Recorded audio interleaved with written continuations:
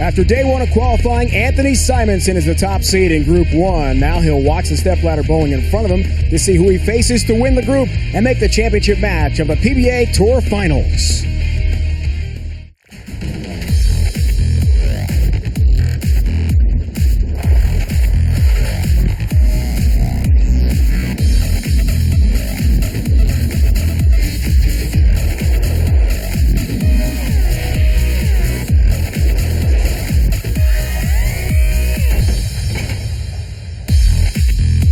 Welcome to day 2 of the PBA Tour Finals from Bolero in Jupiter, Florida. It's time to start a big day of bowling, and it's all live on CBS Sports Network. This is the first of 3 broadcasts. By day's end, we'll crown a PBA Tour champion.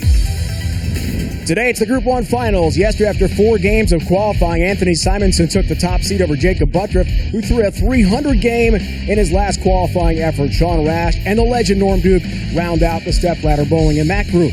In Group 2, Kyle Troop rolled a 299 in qualifying. He's on top of Chris Prather, Bill O'Neill, and 2-time PBA Tour Finals champ, E.J. Tackett. Welcome, bowling fans. Live coverage here on CBS Sports Network back at Bolero in Jupiter, Florida. Dave Ryan alongside the Hall of Famer Randy Peterson. RP, what a day yesterday. Jacob Buttriff makes history. 28th all-time 300 game on TV. Kyle Troop almost throws the 300. We had huge numbers in both groups. Bottom line, 8 great bowlers are left. Only one champion will emerge by day's end. I'll tell you what, Dave, yesterday was a strike fest, and at one time the players threw 22 strikes in a row. But here's a great stat for you. Our 8 players combined yesterday for 32 games on 2 different oil patterns averaged over 238. I mean, just an absolute strike fest. Take a look at what Jacob Buttriff did. You mentioned it, history, the 28th all-time 300 game on television. Chips the 3-pin forward. That's a nice little break. Here's another beautiful shot as he shreds the rack, and then the money shot. Hit him thin and watch him spin. It's exactly what he did right here, and there's perfection for Jacob Buttriff. Anthony Simonson dominated Group 1. Started off slow with 235, but then finished with 3 consecutive 260 games. Hey, how about a little help? There you go. Anthony averaged 257 for his 4 games. He was certainly the class of the qualifying field yesterday. All right, ready first is stepladder bowling, Group 1 semifinals. Duke Rash. Buttriff as the 2 seed awaits the winner of that match. The first 2 matches, standard 10-frame bowling, but then we get to the race to 2, so you've got to win 2 games. If it's tied after 1 each, it'll be a 9th and 10th frame roll-off to see who wins match 3 and takes the group. Back down to Randy, joined by our top seed, Anthony Simonson. Anthony, you were an absolute beast yesterday on the lanes, and especially your last 3 games where you shot 260, 260, 260 on 2 different patterns. But the landscape's changed a bit today. One pattern on one lane, a different pattern on the other. How does that change your strategy going into today? Yesterday was a good day. Honestly, it's going to be the same mindset. Whenever you're bowling, you have to figure out one lane at a time, make one shot at a time. So the plan today is we're going to do that. We're going to watch the matches a little bit before to kind of see what's going on with the lanes, and then just try to make some good shots today. Do you have a favorite pattern? Do you like the short pattern or the longer pattern better? Honestly, I don't really think I have a favorite. I equally liked both of them yesterday. It seemed like when I missed, I got 6, so it didn't matter the pattern. Probably the longer pattern. I like to play the hole whenever I can, so that if I had to choose, that would be the one. You got it. Hey, best of luck today. Send it back to Dave Ryan. Hey, Randy, thanks. Simo, thanks for the time. Sean Rash is ready. So is the legend Norm Duke with his 40 career PBA Tour titles, 3rd all-time in Tour history. Jacob Buttriff, Norm Duke, Sean Rash, and the top seed, Anthony Simonson, ready to compete in Jupiter today.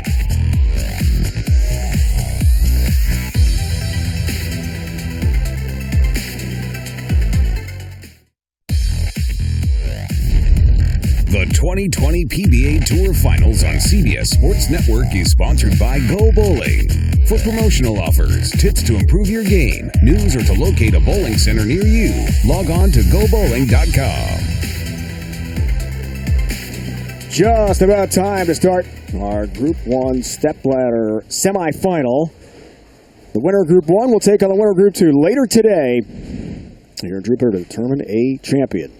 oil conditions today, Randy. It's interesting. We talk about the dual lane patterns. It'll be a challenge. Yeah, we saw the difference yesterday in how the players attack these patterns. So the shorter pattern, the players are going to play pretty close to that edge. On the longer pattern, they're going to play much deeper and a lot straighter because the pattern's obviously longer. Here's Norm Red Duke. ball, brown ball, Black Lives Matter ball. Norm Duke, the third winningest player in PBA history and a 7-time major champion. Remember the history he made last year, winning back-to-back in Jonesboro and Indianapolis on this same dual pattern we're using today. It was unbelievable last year. And always great to talk to Norm and get ready to watch him compete. Nothing quite like it. 7 majors, 40 titles, 2 wins on the PBA 50 Tour. You too, Huff. He's been working out every day, more than an hour. Lots of stretching. Feels great. That age thing is just a number. 56 years old from outside Orlando. And Randy's home. Norm gets us started. Oh, no. Oh, no. John, we're going to go with the brown ball left lane. Wow. What? Well, Goodness. not exactly the start Norm was hoping for, but check out the pocket 710. And remember, it's only been made 3 times on television on the PBA Tour. It's been made one other time on television, but it wasn't on the PBA Tour. Right. Your commercial. It wasn't a commercial. It was a skills challenge. 7, not the 10. 1991, Tucson, Arizona. Last time it was made on TV. Was your skills challenge before that? Just it was just they were committed. I Just think They Were. mine was 1990 or 1991. Somewhere. Okay, so it's in the same time frame then. That's Yeah. interesting. Sean Rash.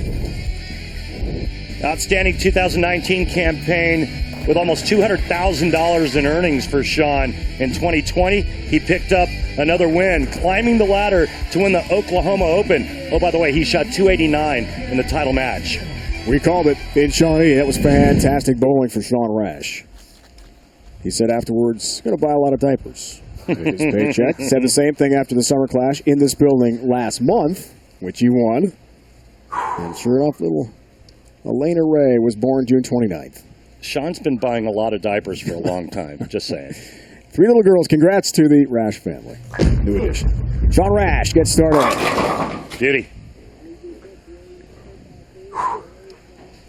He's going to throw the urethane ball on the shorter pattern, keep his hand up the back of it. Watch this beautiful profile look at Sean Rash, that big high backswing, that cupped wrist. And then he just unloads at the bottom of the swing.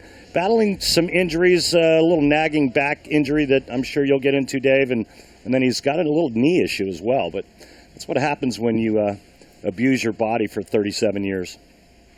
He's been at it a long time. 15th year pro, 15 titles. He's got some good facial fescue going, though. Here's Rash left lane, all 10 back. He's got to make up for the fact that Belmo isn't here with the best facial fescue on the planet.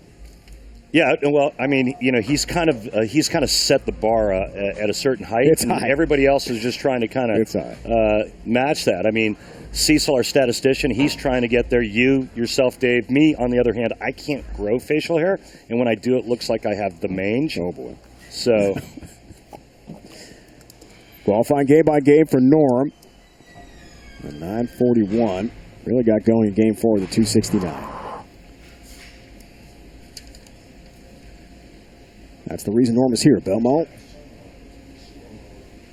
was number 1 in points over the last 2 years on the PBA Tour. 7-10. There's a 10 this time. yeah, he almost left another one. What? What does that mean? So Norm Duke was the addition to the roster here of the PBA Tour Finals. Belmonte competed last year. The timeless style of Norm Duke. Try bending your knees like that when you're 55. How old is he now? 56. Yeah, he's 56. He's only been on tour longer than Sean Rash has been alive. Won his first title at 18 years old. Not the start he wanted. Does have the 10 John, pin, does I have did his go to the mark. thumb on that one, by the way. I'm not sure what he's referring to. But the last 2 shots have finished kind of weak into the pocket for Norm, and That's why he left the pocket 7-10, and he's definitely at a disadvantage when it comes to power. But he sure made up for it, those back-to-back wins last season.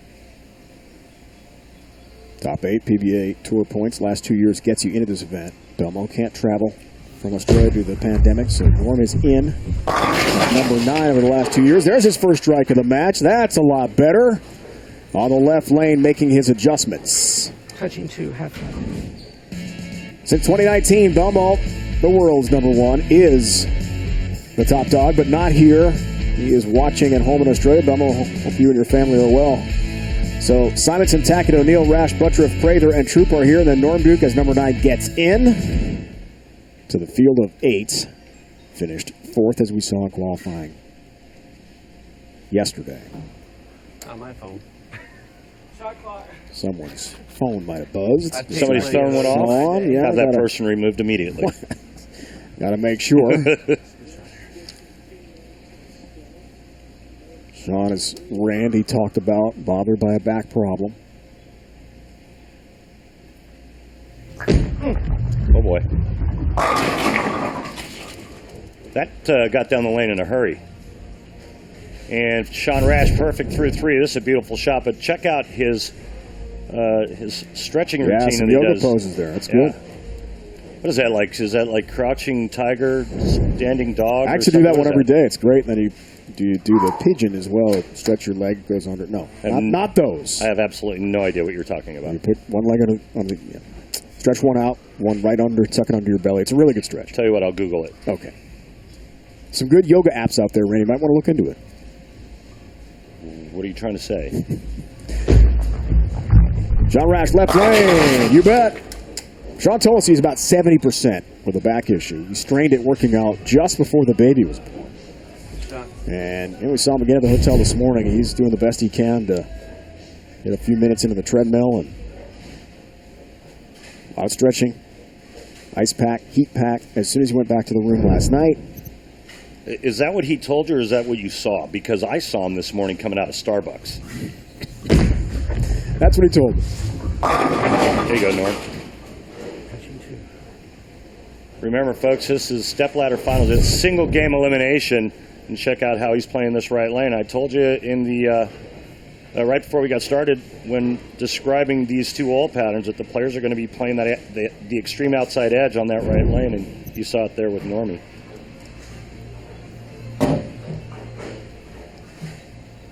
Big hole down 31 pins here. Yesterday was about total pinfall and just trying to position yourself. Now it's about survival for the great Norm Duke.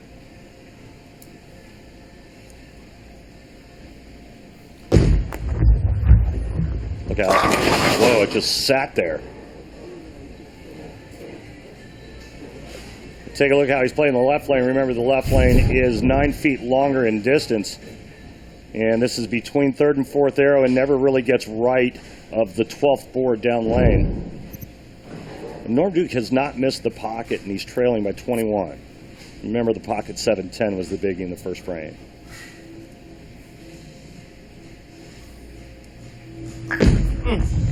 And Sean, you tell it would run at the end of the release there, Randy. He's hurt.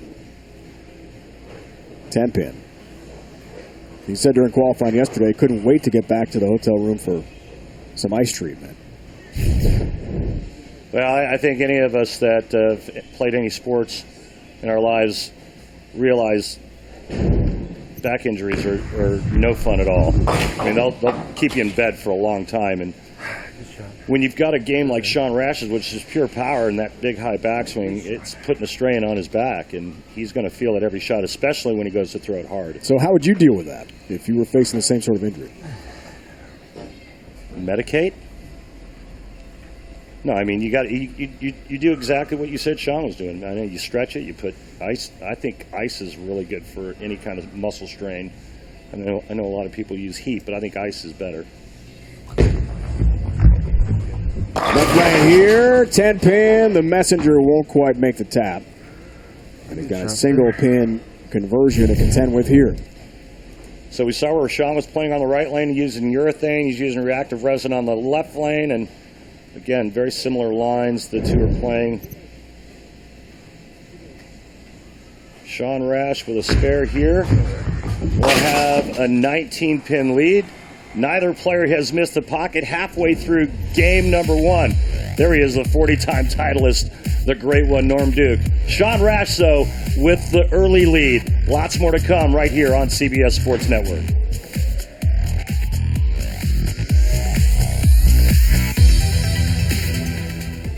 Duke Rash. Group 1 semifinal match 1 underway here in Jupiter at Bolero. It's live coverage. 5 straight hours here on CBS Sports Network. There's no live audience here. Safety first on the PBA Tour. So we know a lot of bowling fans are watching worldwide here today. Best to all you out there. Stay safe, please. Yeah, it's the problem. If his pocket is so small because of the rev rate, whereas the higher rev rate guys, they get the 6-pin to kick that 10 out. Normie's pocket's a lot more narrow, and he's got to be a little bit more perfect when his bowling ball enters the pocket. Otherwise, he's going to leave that corner pin. Third all-time PBA Tour career titles. Walter Ray Williams Jr. 47. Earl Anthony 43. And there's Norm at number 3 of 40 titles. Pretty amazing if you think about it. Just amazing. Winning 40 times. Now, he told us in our pre-match interviews, he said, look, I know Belmo's number 1 in the world, but he can't be here. I don't want to waste this chance. Yeah. I'm looking forward to the opportunity again of competing for a PBA Tour title.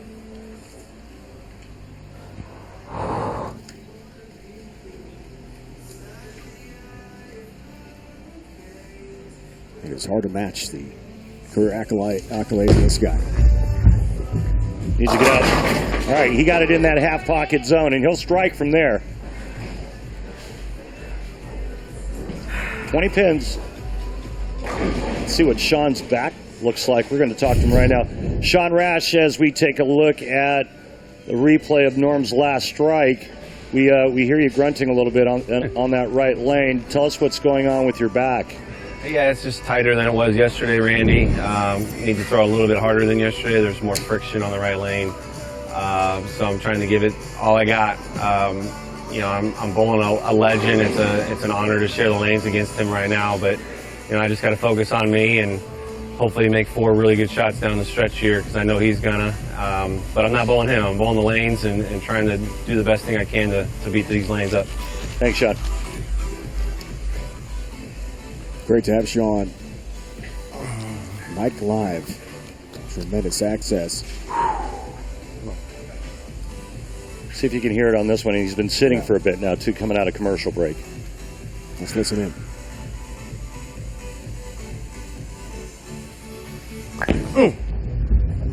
There's the one. And 4-pin stands. Almost disaster with that 9-pin falling late, but it's just the 4 now. And remember yesterday, we saw Sean miss a couple single-pin spares. And when you're 19 ahead, the last thing you want to do is give a guy like Norm Duke a chance. Max score for Norm Duke right now is 248. Max score for Sean Rash, 247. There's that grunt. This 4-pin has his mark. And we asked him the other day about the pain scale. To the doctor, they say 1 to 10. What's your scale of pain? He said an 8. That's high. And he's competing for a PBA Tour title. Number 2 seed Jacob Buttriff had the 300 yesterday. What Jacob told us just a moment ago, how thrilled he was to make PBA Tour history. 28th all-time 300 game on television. He is next to face the winner of this one. That's a single game match.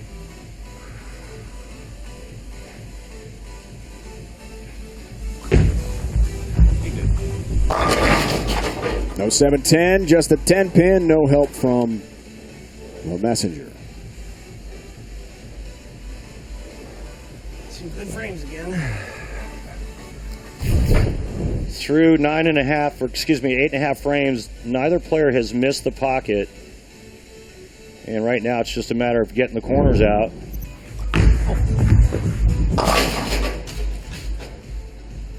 Duke leaves the 7-10 and then 2 10-pins after that.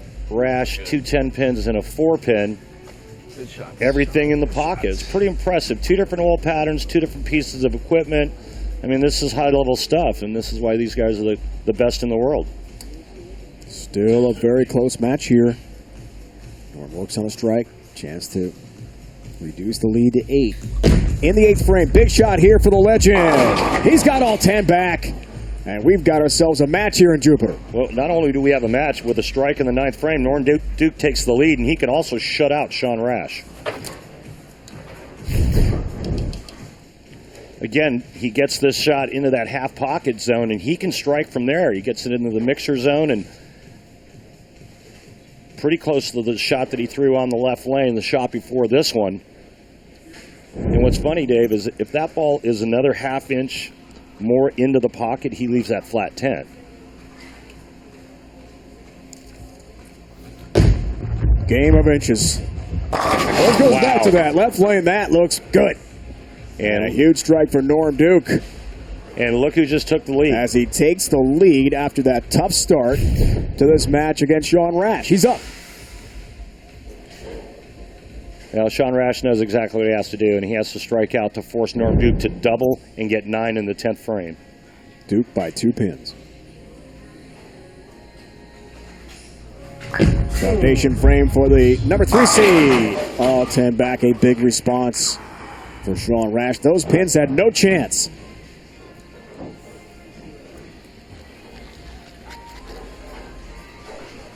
Can I get a re-rack, please?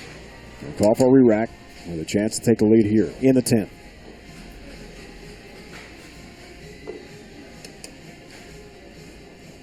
Big shot here because this puts him into the 230s, Dave.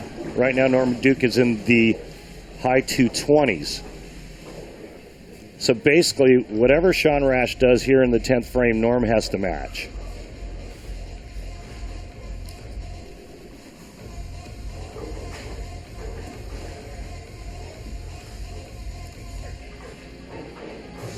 Every shot now a big shot. Sean Rash knocks them all down. Finally carries a little light mixer there, and that was huge. So that puts Sean into the 230s and forces Norm Duke to get the first strike in the 10th. Randy, Sean looks like he's in a lot of pain right now. Yeah, he does, but you know what? I mean, you got to suck it up, Buttercup, and just live on adrenaline. Let's go. Taking another re-rack, which is a smart move because absolutely, the longer he makes the 56-year-old sit and wait to bowl his 10th frame, bigger an advantage it is for Sean. I'd do the exact same thing. Do it again. Norm's pretty relaxed over there. He's been through this situation a time or a few thousand. His incredible career. Rash is up, looking to fill out the 10th frame with another strike.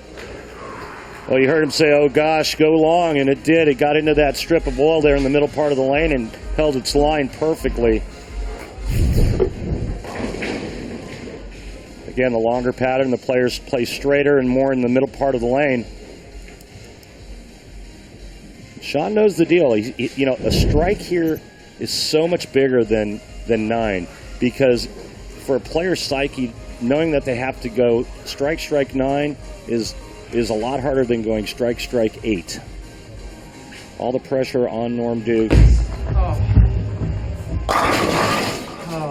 right, a finish for Sean Rash at a 246 game.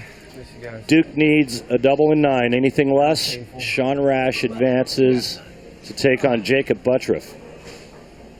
Can the wee Iceman do it again? He's been to this bender before.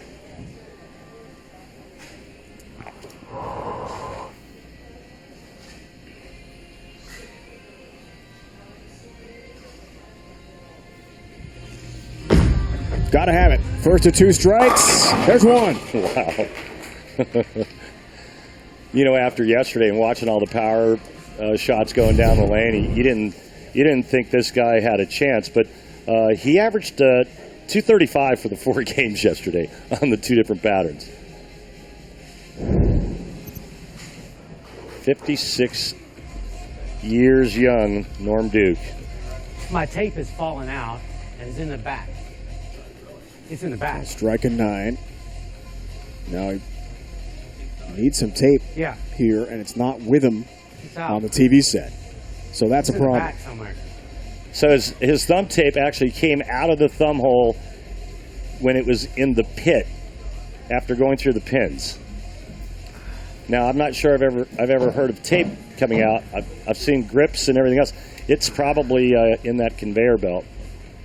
And that I think that's called the wheel, the pin wheel. Norm is going to go to a different thumb grip. This What could a be time for this to happen. Yeah. Now, was it his tape that came out, or was it the entire thumb insert? Well, he's got to make sure he's comfortable here, Randy. With the right equipment.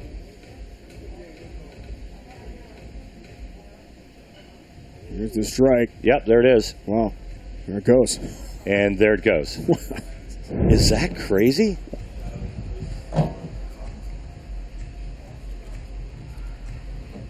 Is he holding up? Okay, good.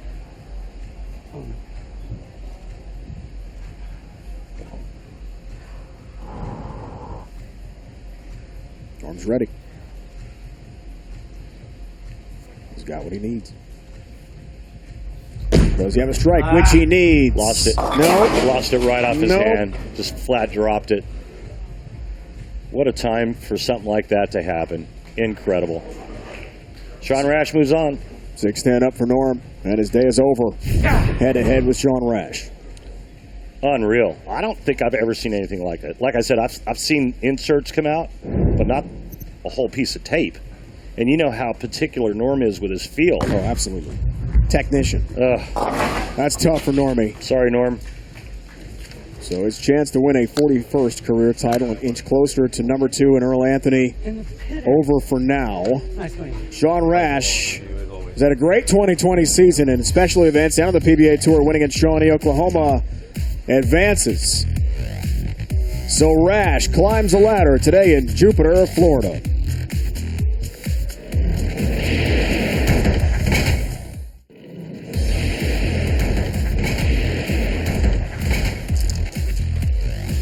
Get up and start your day with Boomer and Gio as they break down all the latest updates in sports that are sure to fuel your day. Weekday mornings at 6 right here on CBS Sports Network.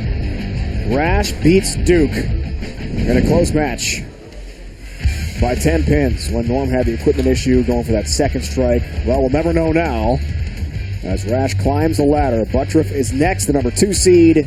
Race to 2 match with the number 1 seed Simonson, whoever gets there, to take on the young two-hand star.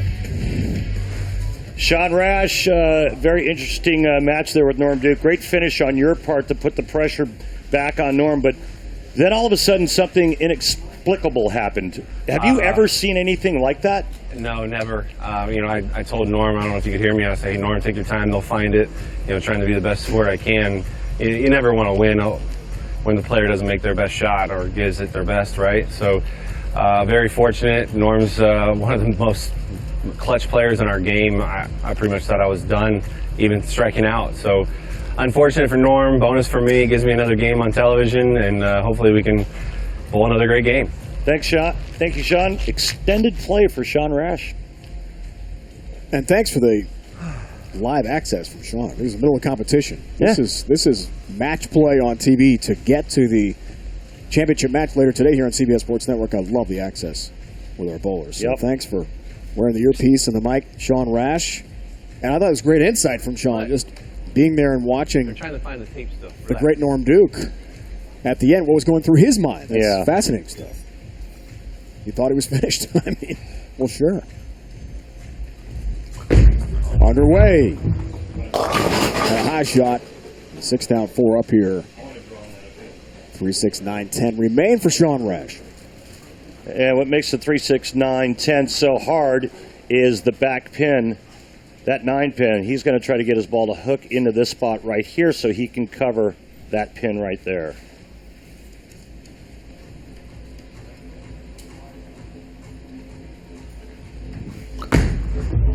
A lot to cover. He does very nicely. And stays clean early. Last thing you want to have is an early open.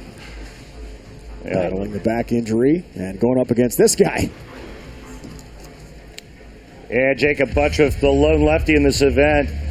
And yesterday got off to a fairly slow start, 211, 201, and then all of a sudden it was 267. And then, of course, history with the 300 game in his finale. 2019, he finished second in earnings and average, and also won his first major. One of the great young stars on the PBA Tour. And a really cool guy. He's just fun to talk to. He's a really nice young man. He embraces the history of the game. His day starts with a strike. And good in that 1-2 pocket. Sorry, Dave. And urethane out of the gate on the right lane for Jacob Buttriff. Remember, the right lane is the Marshall Holman oil pattern at 37 feet. Left lane is Johnny Petraglia oil pattern at 46. And he's going to throw reactive resin on the left lane. Qualifying game by game. Save the best for last. That was just incredible. Amidst all those strikes, Randy was tabulating the numbers here pre-match. There's a lot of pins knocked down. 979 total, and another strike here for Jacob.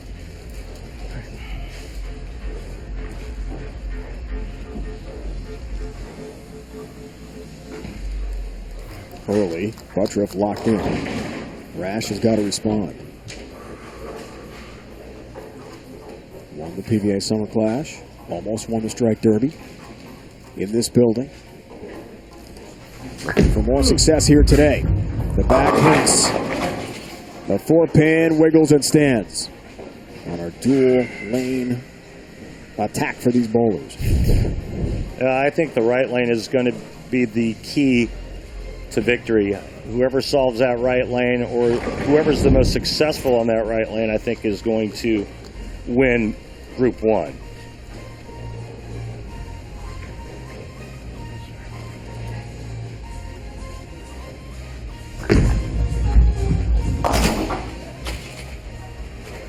Sean's in some pain. A lot of good feelings, though, recently in the Rash household in suburban Chicago. We mentioned baby Elena Ray was born June 29th. 3 daughters now for Sean and Sarah. Look at that picture, Randy. Come on. I mean, that's off the cuteness meter. No, that's the kind of picture that they put in those frames that you buy. Like when you buy the frame. It's just beautiful. Congrats, guys. Beautiful family. Yeah, that was gorgeous.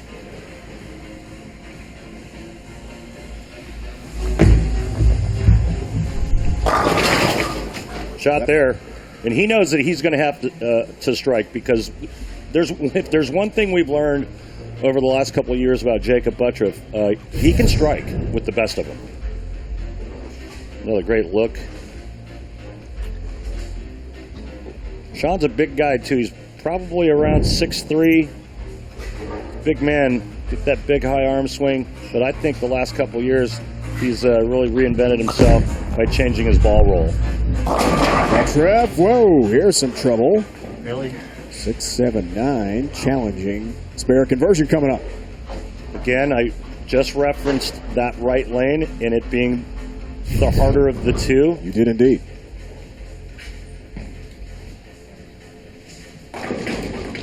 The most unique style and form on tour, Jacob Buttriff.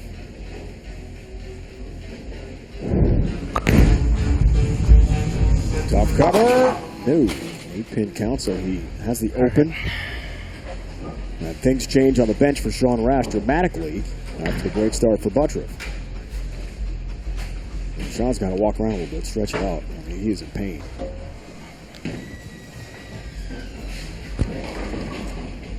Career on TV so far for Jacob. Just over a 500 record and 220-plus average. Originally from Vegas. A sweet new tattoo he showed us the other day on his leg. Honoring Las Vegas. Shot there.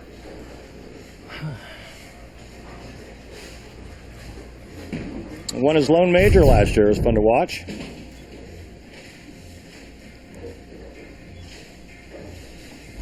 So he got the left side of the lane all to himself.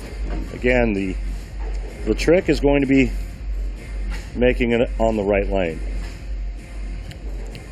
Now Sean Rash, last shot on that right lane, left the 4-pin.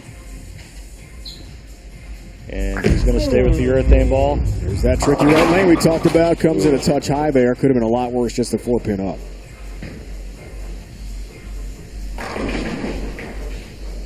Right lane's starting to curve, and it's curving a little early, and that's what happens when you throw urethane bowling balls, because the surface is so rough that it literally beats up the front part of the lane. And when that happens, you have to start moving towards some fresh turf. The problem, though, is you're also pushing oil down the lane. Has his mark. That's where things get so tricky at this level. Strategy, anticipation as the lanes break down. Dual Back 4 pins. lane pattern that we are showcasing here today. It's a big challenge for these guys.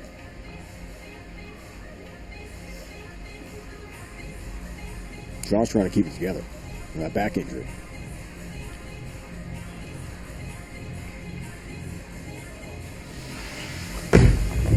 His 5th frame. Left lane. Gets the tap on the 10. Yeah, beauty there. A little Jackie Chan 6 into the 10-pin. You know what I'm talking about. You know I Jackie got Chan, you. right? Of course. Kick it. Legend. Kick it, Jackie Chan. Absolutely. All right. Love his movies.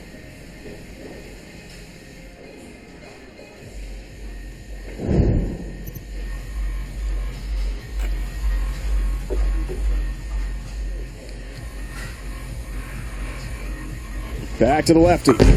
Here's that right lane. Buttrell. 7-pin stands. Good shot, bad result. Good shot. 4-pin just ringing right around that 7-pin.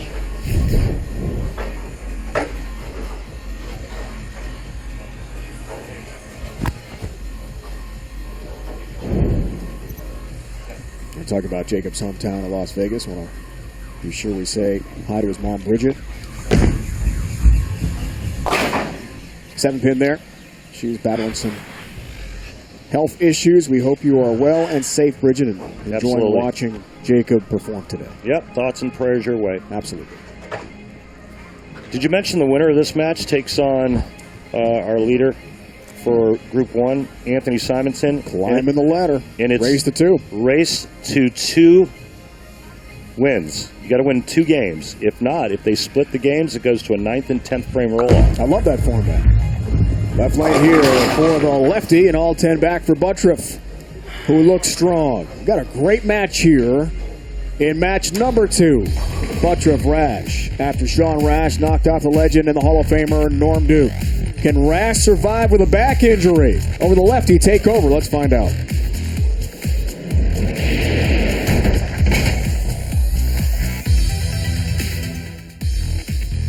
We are back. Bolero, Jupiter, Florida. Sean Rash is ready to talk to Randy.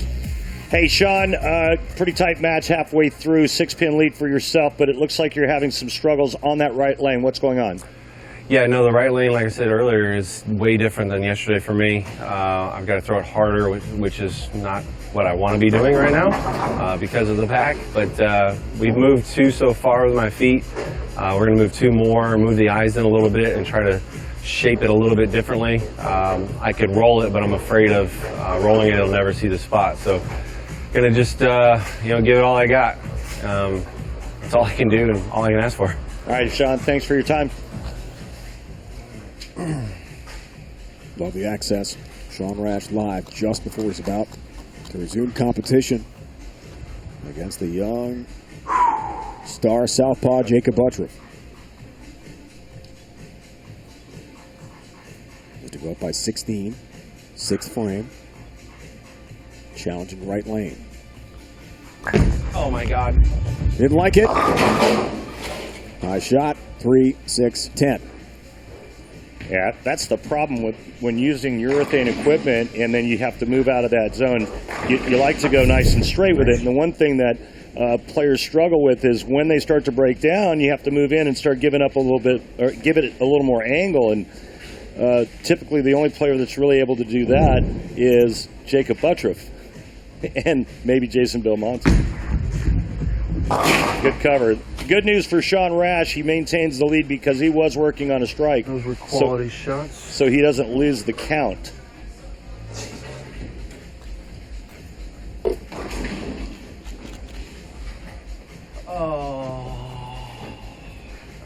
on the swing. Max scores, there you see it. 243, 239. Great match here. Rash beat Duke by 10 pins in our first match.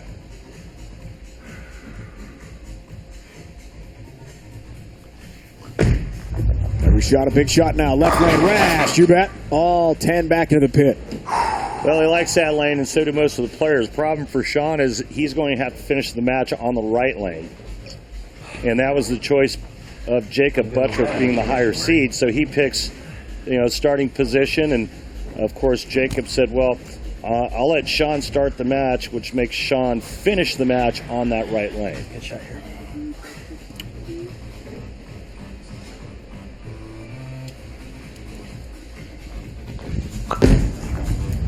Right lane here for the lefty. All 10 back for Jacob. Got a really nice tattoo we told you about. He was showing that off the other day in our meetings with him, honoring his hometown. There it is, Las Vegas. That's a good one. That's a great tat. It's got the wads of hundreds all rolled up with a rubber band. It's fantastic. Yeah, something I've never had happen to me in Vegas. He's got 6 different tattoos. Not sure how long that took. It's probably didn't take as long as Jesper Svensson's back tattoo, but he said just the outline was about 2 hours. Yeah. And he said once it got to the bone, it's part of his leg there, it was pretty painful. But hey, go. It's worth it. He looks good. Looks cool. And he's looking good in that left lane as well. Honor his hometown of Las Vegas. I like it.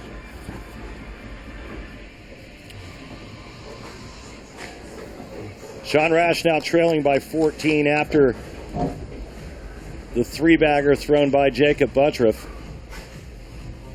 Sean's got to figure this right lane out to have any chance of moving into that last match against Anthony Simonson.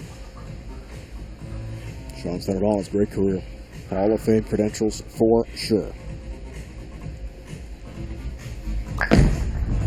To go down by 4.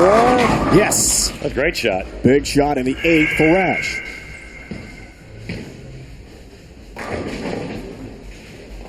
Yeah, he said, I don't know if he didn't like this shot or what. Let's hear.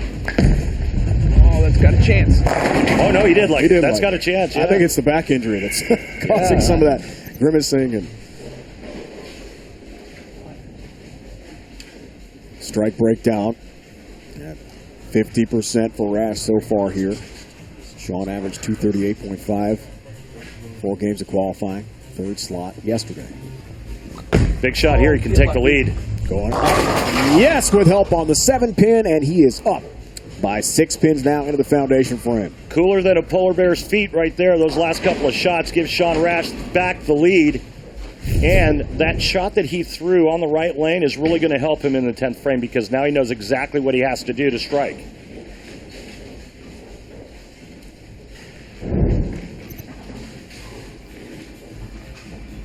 I've heard a lot of your lines, but not the cooler than a polar bear's feet. That's new. That was a good one. That's good. Yeah. I knew you'd like that. Right lane, Buttrick trying to respond. He does indeed. That takes the lead right back with his strike in the 9th frame. So we're going back and forth here in a tremendous finish.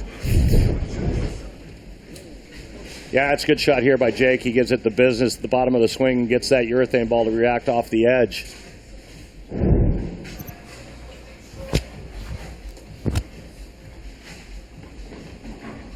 .239 max score for Sean Rash and 243, I believe, max score for Jacob. You saw what he needs. Looking for the first strike. There it is. Yeah, that was dirty there. A great shot by Jacob Buttriff. 1 more and 7, and he moves on. Is that correct? Yeah, 1 more and 7. If he doesn't strike here, Sean Rash can double in the 10th and knock out Jacob Buttriff. Jacob came so close to winning this event in his hometown last year, lost in the finals to E.J. Tackett. He told us pre-match how disappointing that was. I mean, he said, yeah, good making the championship match, but I was in front of family and friends and wanted to win it so much. He's got a chance to. Oh, God. Win it again this year. 7-pin stands. He's Whoa. a shutout Rash. Whoa. He let go and said, oh, God, it still almost struck. But now Sean Rash can get up and double and get good count. And he'll move on to face Simonson.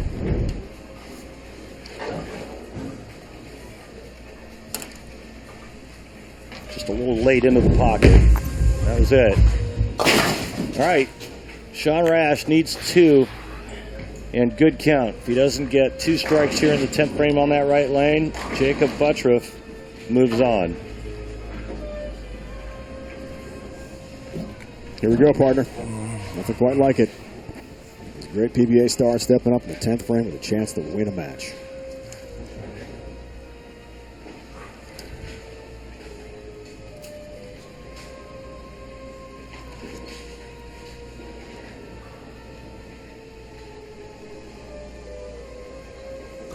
Looking for the first of 2. There's the strike.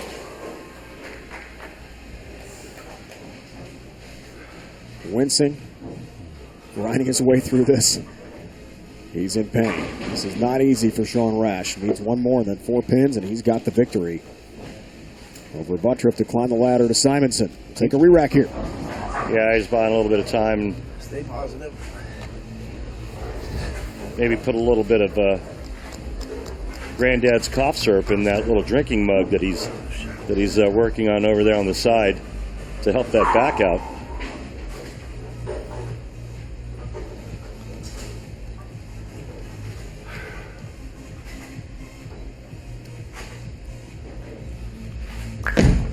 Needs this one. There's the drop. No strike. Split instead. Yeah, looked firm. 8-10. It looked firm out of his hand, and it didn't read. See how long it went down the lane. Sean Rash is going to have to pack him up as Jacob Buttriff is moving on to face Anthony Simonson. Couldn't get there. What an effort, though, from Rash. Yeah. Has a 10 pin, leaves the 8, but Buttriff on the bench gets the win, Randy. Great match. It really was. 2-32, 2-26. Buttriff made the finals in Vegas, his hometown last year. He's 1 step closer to returning to bowl for the PBA Tour Finals title. He takes it over Rash in a close one today in Florida.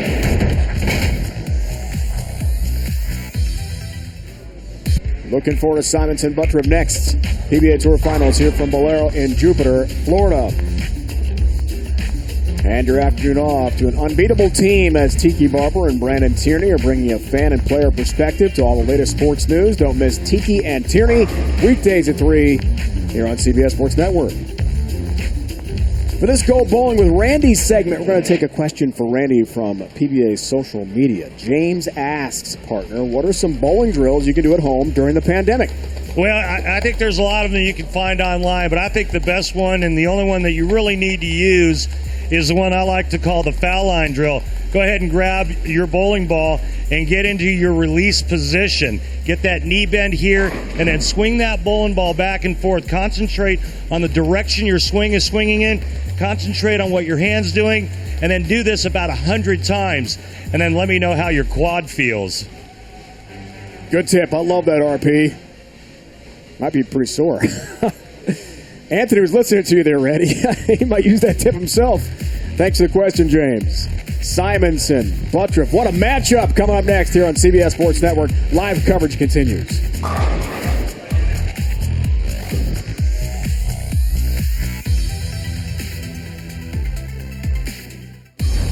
Back in Jupiter, pleased to be joined by Norm Duke on our broadcast. Norm, I know it's not easy for you to talk about what just happened earlier. It was...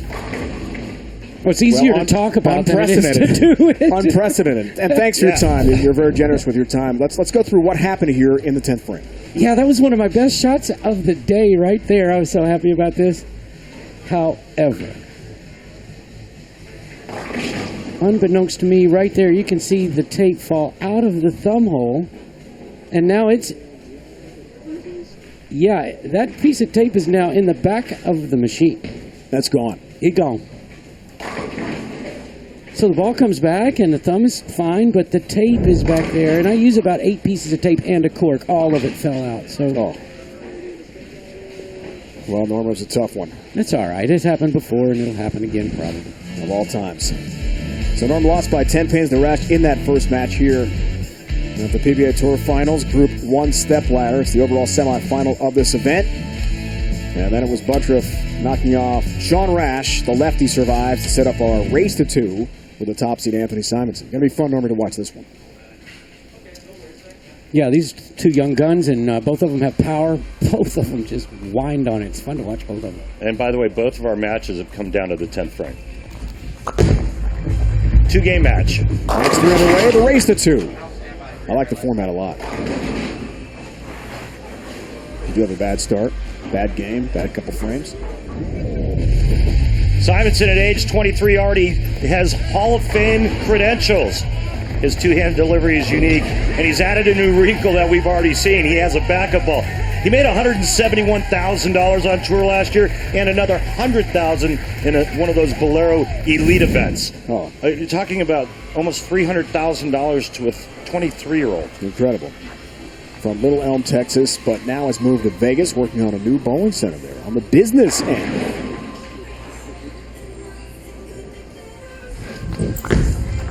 Two-hander.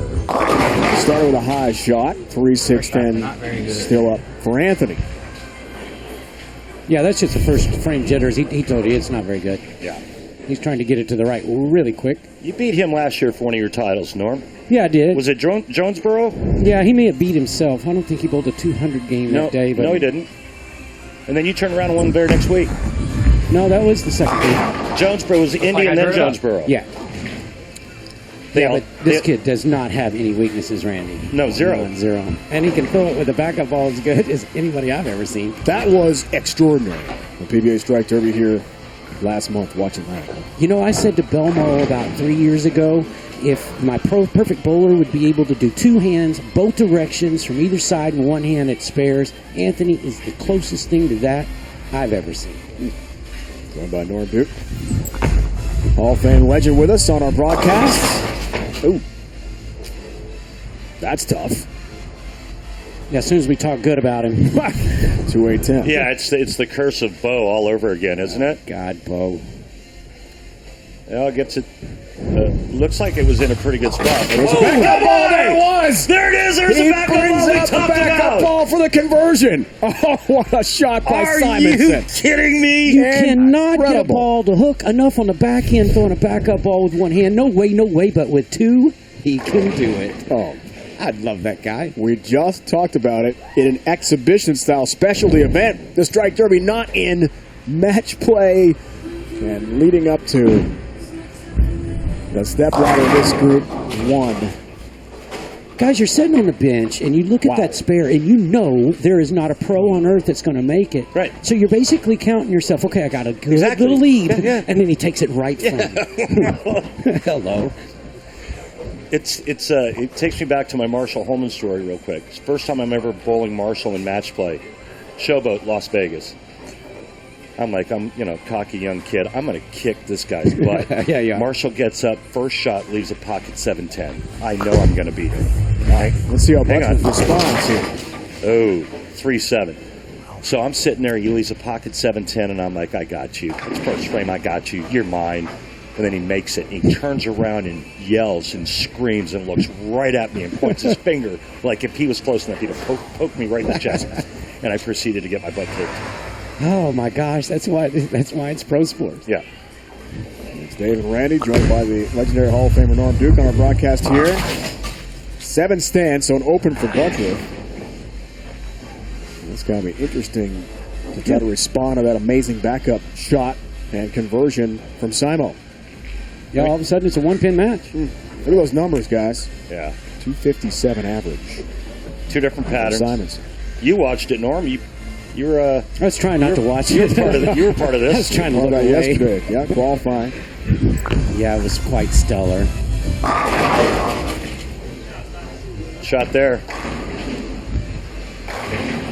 So what a turn of events in just 3 frames, right? I mean, it looked like Jakey was going to get off to a nice lead, and all of a sudden Simo makes the 2-8-10 and then strikes behind it. One more strike here on the left lane. He takes an 11-pin lead. Yeah, and he's got this is like fresh wind for him. He thinks he's given a big advantage to Buttriff out of the gate. Next thing you know, a strike right here. He goes up by 11 pin. And his career TV stats. Some pretty good numbers. Trying to increase the Much better. Think he's getting stats here today. Think he's getting comfortable now, Norm? Well, every time he's gotten comfortable, he's gone off the sheet since we've been in this. Wow, he likes it here, I'll tell you that. Future Hall of Famer right there? Well, he'd be a Hall of Fame right now if they'd vote him. He's too young for it. Well, one of the criteria is obviously titles and majors, but you also have to be a member for X amount of years to be eligible. Well, he's not there yet. No, he's only been on tour. 22 years old, 21? He's 23. He's only been on tour. Well, he's been on tour for 7 years. Already. Really? Yeah. Wow, that guy's got experience at 23 years old. Yeah. Good luck to the rest of us. I still can't get over the amount of money he made last year. If you include the Bolero Elite Series that he won $100,000 in New Jersey. I mean, think about when I was 23. If I had $30, I was doing pretty good. He had almost $300,000. That was a good $30 day. in 1979 was a whole lot of money. You need to do some different math there, my friend.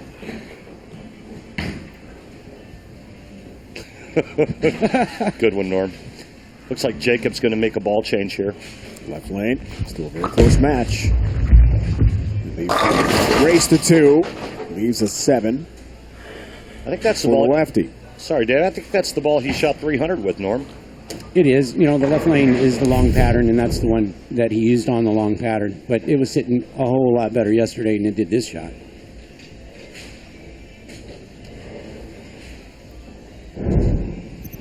First of 3 live shows here from Jupiter today. Here's the cross lane single pin 7 conversion. No worries there for Jacob Buttriff. By day's end, we will have a PBA Tour Finals champion. And a career title, big prize money for one of these great bowlers. Winner of Group 1 plays Group 2 in our final show. All live today on CBS Sports Network.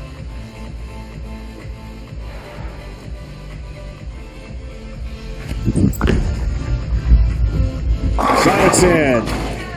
Late tap on the 9. Wow, he got away with murder there. Why? Because he's trying to get the ball to the right quickly, and he didn't. He failed to. He thought he was going to go high. Right. It didn't. Okay. Then he stopped solid 9. So Okay. there's nothing could happen to you. Oh, by the way, it goes backwards here. Come on, he had this the whole way. Yeah, he did. Look at his face. He's like, "Thank you very much." He's like, So, Norm, when you see something like that, doesn't it kind of free your swing up? Because now you know, okay, if I throw it good enough, I got a little bit to the inside of that now on that right lane. Oh, yes. Left lane, Simonson. 10 pin stands. We talked about those great accolades. Randy was mentioning youngest ever to win a major. 19 years old, won the 2016 USBC Masters in Indy. Youngest at age 22 to win 2 majors. Then won the Players' Championship in Columbus last year. I mean, this guy is on his way. 23 years old. 10 pin cross lane. Has a spare. It's a race to 2. Backup ball. Norm, I mean, guys, that was amazing. Ridiculous. Crazy shot for Simo.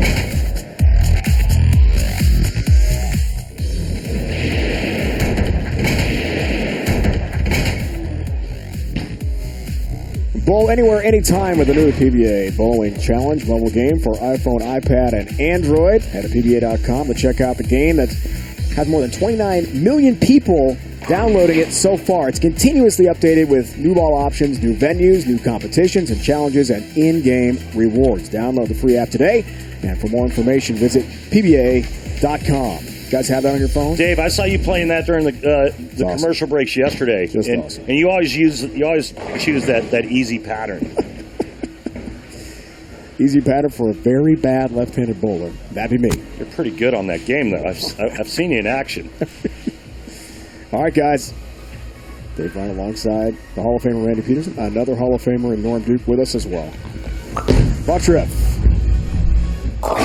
In Match 3, the race to 2. He's got, Normie, a difficult spare to contend with on the right lane. Yeah, right out of the commercial break, which is always something that you think about. Most of the shots will go high out of the commercial break, so he probably made sure that it didn't.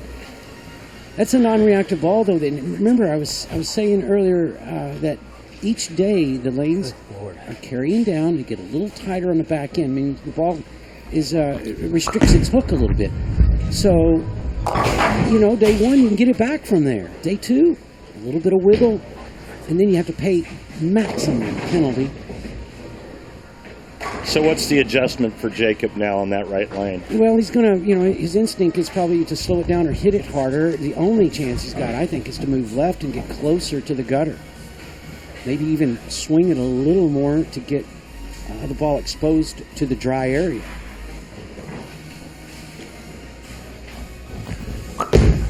Left lane, 7th frame, touch rough. Oh, man. And there you go. Now he's got him tight down lane on both lanes. 3, 6, 7, guys. Yeah, both lanes are going to tighten up, and every shot you throw, you're carrying that oil down, and it just sits there. So you got to hook the ball around it, or you got to lay the ball right in the pocket a little more. Get it in the pocket earlier and have it hold instead of try to swing it back. Well, the good news is it doesn't matter how much you lose by in game 1. That's a great point. And so he's going to use frames 8, 9, and 10 to figure something out for game 2. Yeah, and, we have to look at what Simonson's done. He's hit the pocket the last 4 shots. If he continues to hit the pocket, he has no problem winning this game. But if he gets the same result that Butcheriff does in that the lanes tighten up and he swings it too wide, I doubt that will happen. Wow. He's locked in the right lane, too. It's been the concern lane of the 2 for a lot of the bowlers so far here today. And do you agree, Norman, that right lane's tricky? Yeah, I mean, when you look at it, the right lane's supposed to be easier. But after the day's over, more strikes are on the left lane. That's just because these guys have so much rev rate. They make that long pattern look short. And the short pattern looks too short. Yeah, this guy here could beat me with a marble. Yeah. Me too, Randy. That's a good one, Randy. Me too. He struck 4 to 7 times. We saw that. Trying to go up by 56 pins. 8th frame, walking away with this. Oh! First Send the game. 10 pin. Send the 10 pin to the blue tent. Simo heard that one, Randy. I think the entire bowling center heard you on that one. There's 5 people in this bowling center. Not a lot of people here. Safety first, so there are no fans here watching this great competition. And Randy made sure everyone in the bowling center heard that one. Good. Good, good. 56-pin lead. Yeah, and he's just trying to get lined up here. That's smart, though, right, Norm? At this point, just look ahead. Well, that's the only thing you can do. And as you saw, he did move to the left. He exposed the ball to further left early so that he gets a little more friction and gets the ball started up quicker.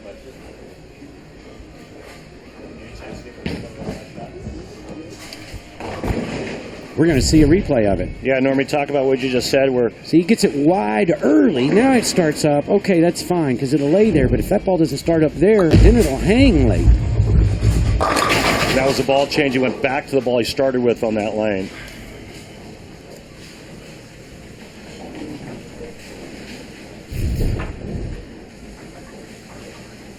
Yeah, he may have just got a paw full here and just said, go ahead and hook up. A little straighter, a little more up the lane? Yeah, I think so. Now, that's a reactive ball on the left lane, so he doesn't necessarily have to move to the left. He can just reach back and get a couple more revs. That's just dirtier than a truck stop bathroom right there. I mean, you think about that angle through the front part of the lane and how critical that is. If he gets it right of that, it's 0. Right, and if he gets it left with a little elbow, then you get 4. Yeah. Leave the 3-4 combination. But listen, this kid's got everything. He knows what he can get away with. He's going to another ball here on this left lane, Norm. What's he trying here? He's just looking. In the last shot on the left lane, he left a 10-pin and got a bird dog late, but it was not as convincing as he'd like to see it. So he's going to probably take a couple more balls, see if he can find something better. Wrapped up this game, 66-pin lead. These guys met in the Stepladder last year in Vegas in Group 2. same deal. Buttriff won the first game 249-157. Simon won the second 259-234. And Jacob won that 9th and 10th frame roll-off 39-38. Exciting. A year ago for Buttriff to make the finals where he lost eventually to E.J. Tackett. But this guy is clearly going to be tough to beat in 2020. Yeah, I think he's going to go with the Axum on the left lane next game. I think so. The only reason he wouldn't is his comfort zone with the idle has been high all week. I mean, he's been averaging 260. It's hard to get off of that ball, but he might. You like what you're seeing with Jacob Buttriff and what he has? No, not at all. That is not a good swing. You know, he moved to the left, but he got the ball to the right, that shot, and it didn't hook. So if he does not throw it to the gutter, it won't peel up. You hear what he just said? Yeah, I heard that. That's not good. Yeah. Hey, these guys are pros. They'll make the adjustment. He just hammered on that. He got a mitt full there. That ball's still revving. Yeah, that was like a bear paw full. I can't believe that he can get a non-reactive bowling ball. This is a spare ball for most people. Yeah. And he just throws it to the gutter. It's awesome.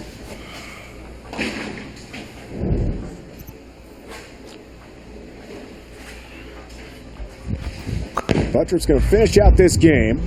Silas has got the win in the race to 2. One more game win for Simo, and he'll take it and win Group 1 and then bowl in the final show for the championship.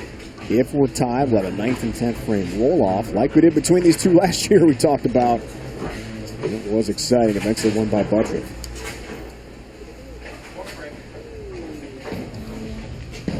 Simo Randy's going to be tough to beat. Yeah, he really is. I mean, 23 years old, he's got all the moxie, he's got money in the bank, and a free loose swing.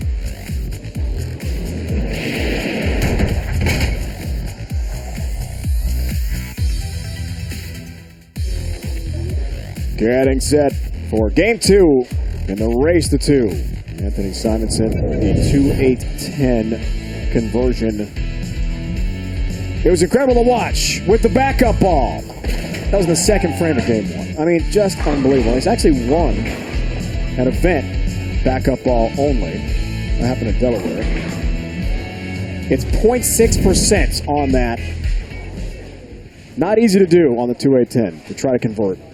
Low percentage, to say the least. One of the most respected voices in sports comes to you from the jungle every weekday starting at noon Eastern. Join Jim Rome for his hot takes and off-the-wall calls weekdays on CBS Sports Network. It's Dave Ryan here. Live coverage continues on CBS Sports Network. Bolero, Jupiter, Florida. PBA Tour Finals, along with the Hall of Famers Randy Peterson and Norm Duke. All right, RP, here we go, game 2.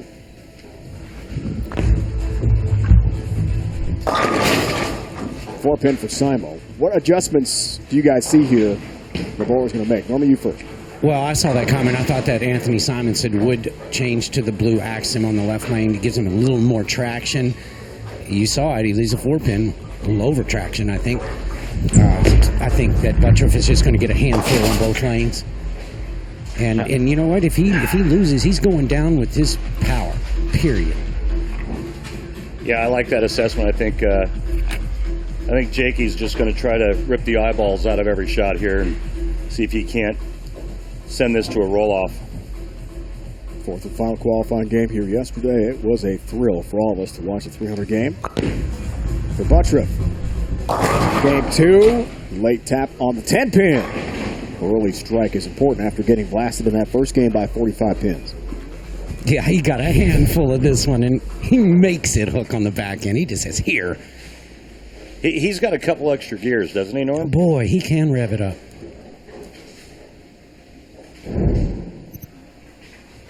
All or nothing for Buttriff. He has to win this game to send it to overtime. 9th, 10th frame roll-off. If he can win game 2, we'll see. That's a good sight for him, too. He got a handful on it. The ball reacted perfectly. Now he can just take a deep breath and say, all right, now I'm in my comfort zone.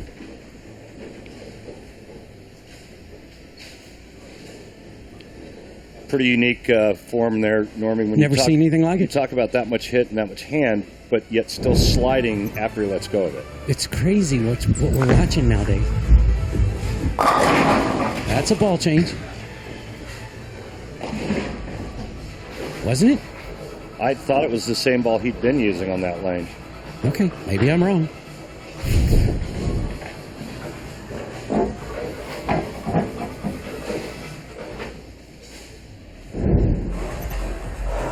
Simon's first strike of game 2.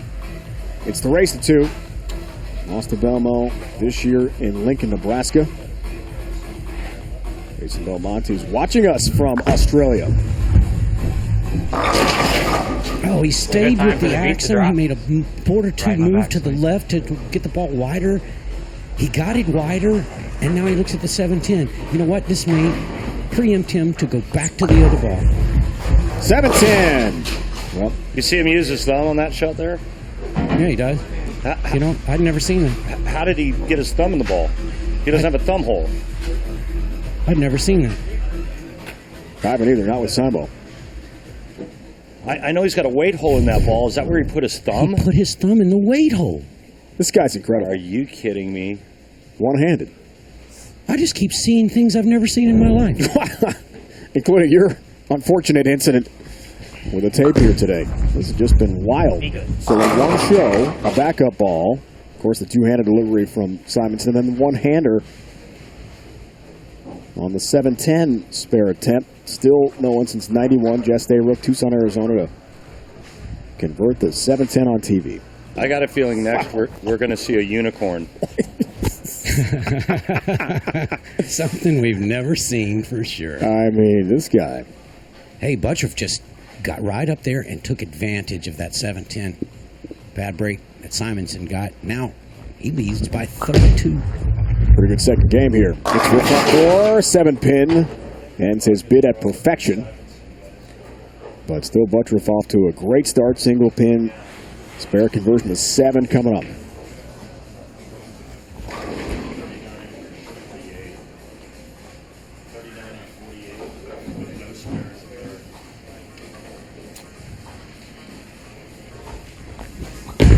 Oh, God, Jacob. He whiffed it and misses the 7, and that spoils the great start. I tell you what, he threw his best shot on the first ball. This could just all put Simonson, you know, too far back to make up, and then all of a sudden he misses the 7-pin to give Simonson that extra breath. You know, we say it all the time. That's the thing with the power players is sometimes they just don't spare as good. We've seen him do that before. Can I have a re-rack, please? Thank you. Yeah, we saw Sean Rouse do it yesterday. Sean missed a couple of single pin spares, but I'm talking Jacob in particular. We've seen him do that before. I think it was last year at the Hall of Fame Classic where he missed 2 spares that cost him the title. Yeah, and you know what? I think he'll listen to this when he watches it. Most of those that he misses is to the right.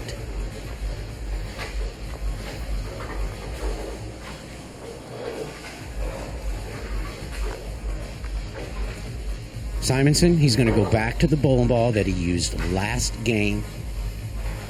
He's thrown it twice. He's thrown the other one twice. The 4-pin and a 7-10. He's bailing on it. Obviously, for good reason, yeah. Right move.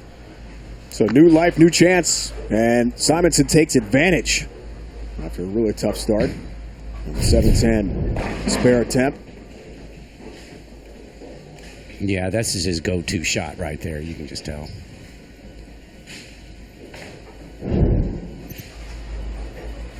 Only 9 pins. After the great start for Buttriff. Double for Simonson. Whoa. Missed that 1-2 pocket. 3-4-7-10.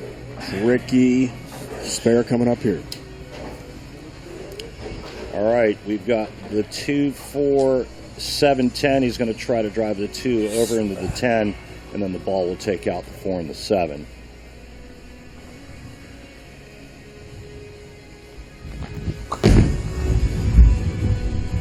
Spare attempt across the lane. It nudges the 10, but will not knock it down. And another open. Can I re-rack? here for Buttriff. He needs a re-rack and a break. This is like calling a timeout in a basketball game where the momentum is shifted entirely back to Simonson. Overcut it and threw the 2 in front of the 10. He loved it too. Yeah. Why not? Some of the times when you miss an easy spare, you've got to deal with bad breaks until you can pull something off. You got to take yourself off that bad break scenario now. 3-time member Team USA, back-to-back opens to contend with, trying to rebound from that. Does so nicely on the left lane, but he's really frustrated himself. And finds himself down by 2 pins. Halfway point in match number 3 here today. Head-to-head. Simonson, Buttriff, lefty, righty. 2 great young stars hoping for that trophy today.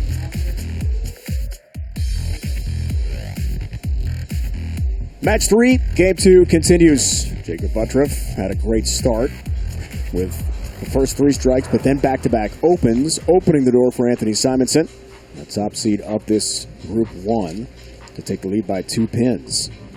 It's a race to 2 to see who wins Group 1. Has a chance later today Thanks, Sean. to win the PBA Tour Finals.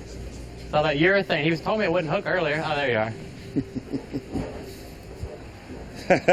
He's so funny. I think he's referring to the urethane that Sean Rash used early that built some hold for him. That's correct. You agree with that? He just said thanks to Sean Rash right there. Yeah. Sean shimmed him up for him. Sean's sitting right to our right. He said, first time I've ever been thanked on tour. Yeah, he takes a 12-pin advantage. This is Dave Ryan alongside Randy Peters and Norm Duke, my Hall of Fame broadcast partners here today in Jupiter, Florida. Simonson's 7th frame, go up by 22. You bet. Looking good, Anthony Simonson. What do you say to that, Norm? I mean, he starts with that other ball and goes 4-pin, pocket 7-10, gets out of it, and now look. Yeah, now look, and you know what? If Buttriff doesn't just, gift him 20 pins, it might have been over by now. Now, Simo's got to be the favorite here. If he wins this game, remember, he is the winner out of this bracket. If he loses the game, we have a roll-off. Almost another disastrous split for Jacob Buttriff. 7-pin stands. He is searching for answers, guys. That was a huge break and tripping the 3-9 forward, guys. I mean, that could have been another open frame. Remember, he already has 2 of them after starting with the first 3 strikes. He whips the 7-pin, and then he had the big split, the 2-4-7-10 in the 5th frame. Yes! Gets a sarcastic celebration on the 7-pin after missing one earlier in this game. Yeah, he's not happy right now, nor should he be. No. Down 22. He's in real trouble the way Simonson's bowling. 4-bagger for Anthony currently. And there are the max scores. Simonson wins this game. He wins the race to 2 after winning game 1, 245-200. He wins this group and then is in the championship round. Big trouble. Look at that break. So back-to-back gifts for Simonson, keeping him alive. He's not happy, but he's also not out of this match, Randy, by any stretch. Exactly. I mean, he just long way to go here. Trips the big split out, and then he rolls the 6-pin to give him life. Max score for Jacob Buttriff is 226.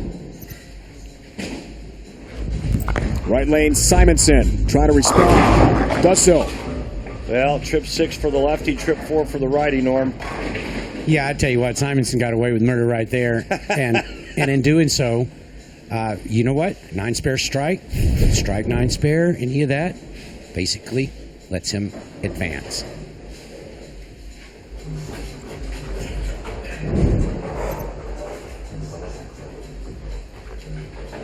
On a hot streak. Foundation frame.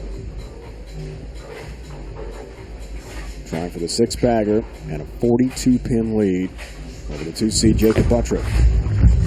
Simonson left lane, all 10. Back into the pin again. 60 feet to success for Simo. Looking good, gentlemen. Yeah, it's pretty much all but over.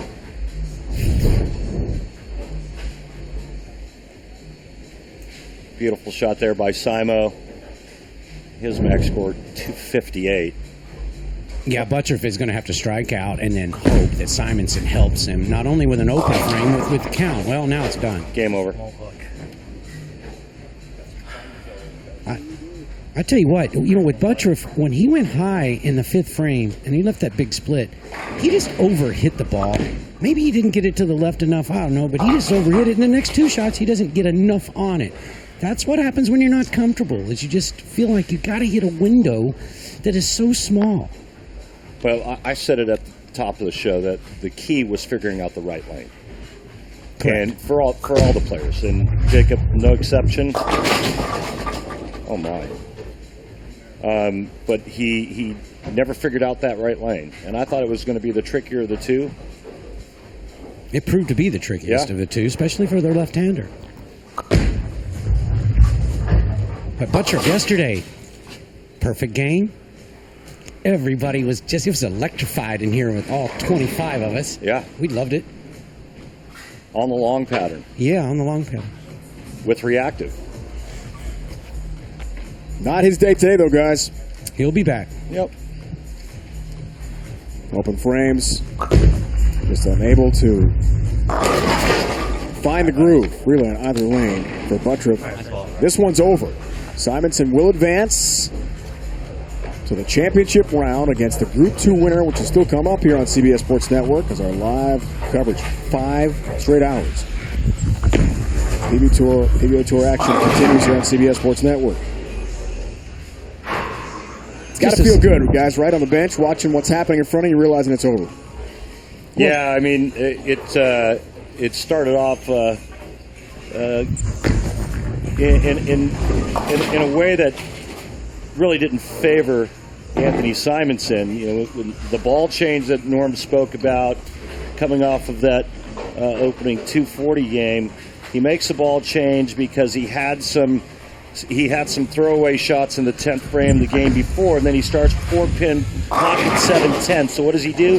He goes right back to the ball he was using and throws a 6-bagger, Norm. Yeah, and you know what? Today has been a fabulous performance for Anthony. Even yesterday, the guy just hasn't made many physical mistakes. Occasionally he might pick up the wrong ball or a ball that's not giving him what he wants, but physically he's just executed for 2 solid days now. Yeah. Just called Kyle Troop out too, and Normie said, "I'll see you in a couple hours." Did he say that? Yep.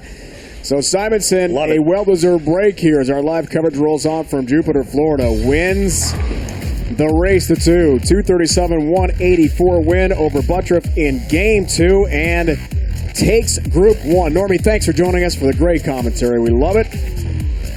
More coming up. Thanks for having me.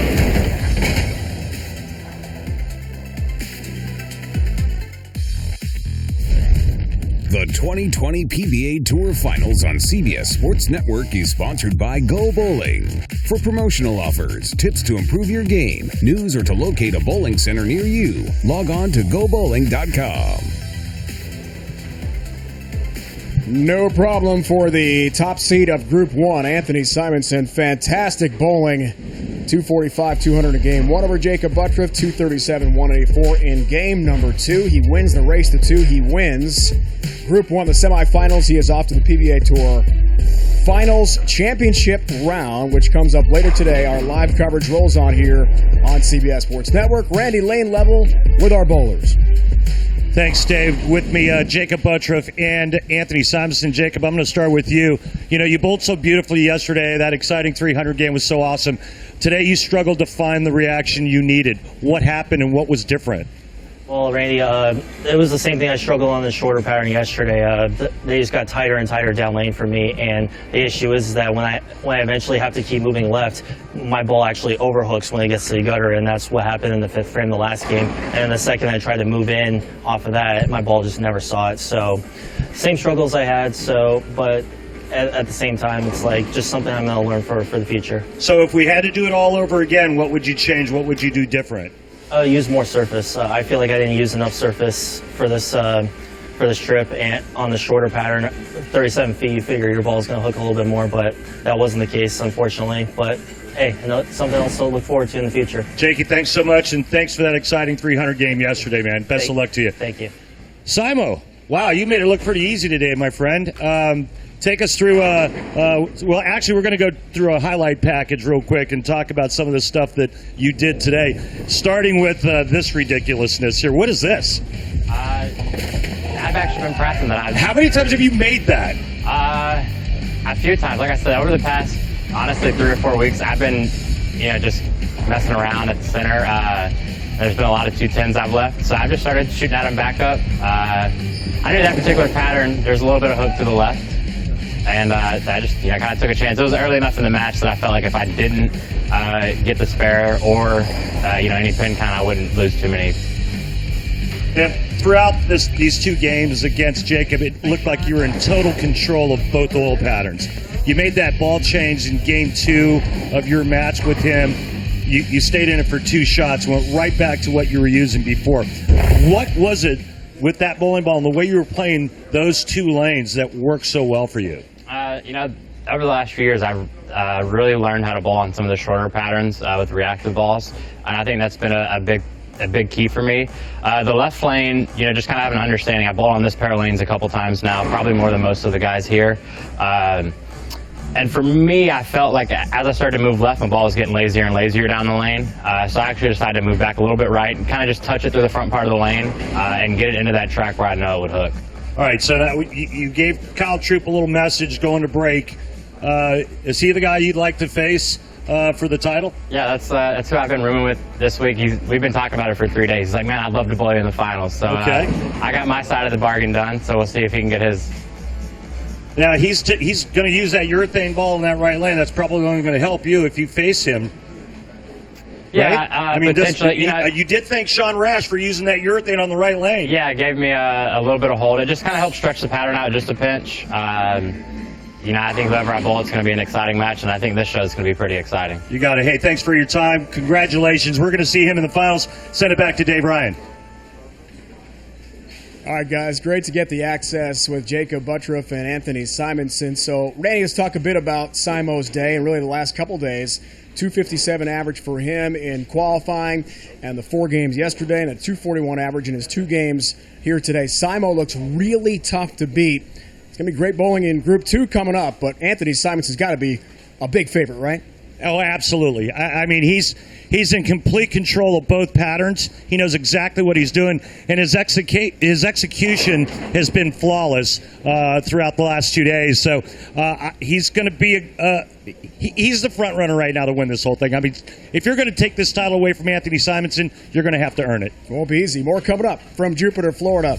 PBA Tour Finals rolling on. It's live coverage on CBS Sports Network, all trying for that trophy to be the 2020 PBA Tour Finals champion.